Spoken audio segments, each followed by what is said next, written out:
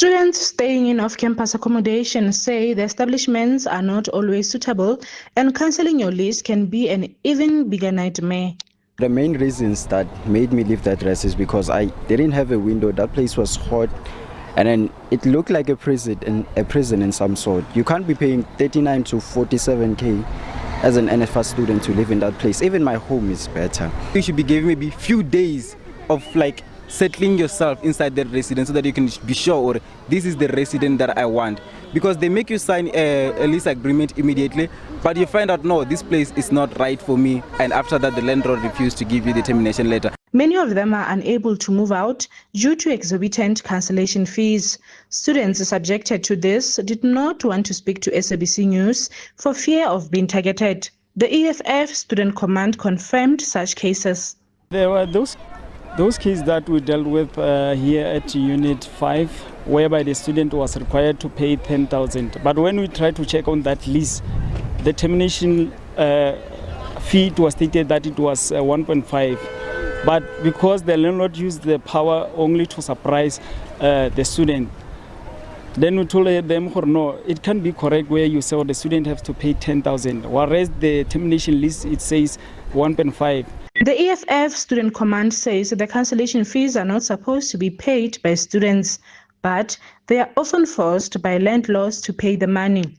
It is not compulsory for a student to pay for a termination letter straight from his pocket. Ever since that, NSFAS is responsible for paying the accommodation fees in regards to if a student stays for 10 months in your accommodation, whether he terminates the lease or doesn't want to terminate the lease, still NSFAS is required to pay for that fees.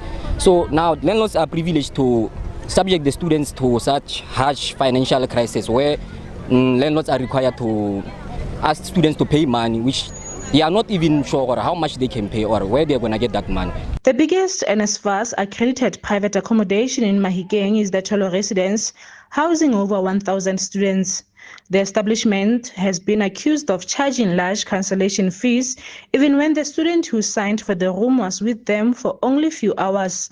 In a written response, the establishment stated that its cancellation fee for students departing after commitment is set at 10% by the Northwest University, a notion that the university has refuted.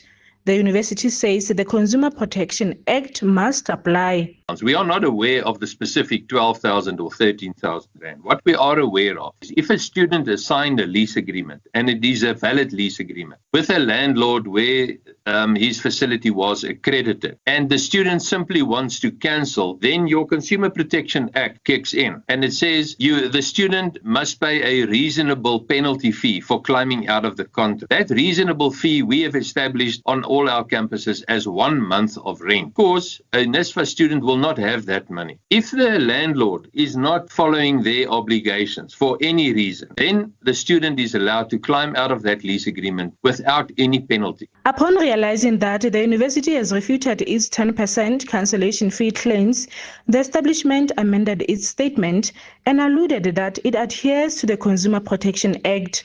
Meanwhile, the university has called on students who have been subjected to excessive cancellation fees to come forward and report those accredited off-campus private accommodation establishments. Tebogo, Phakedi, SABC News, Mahikeng.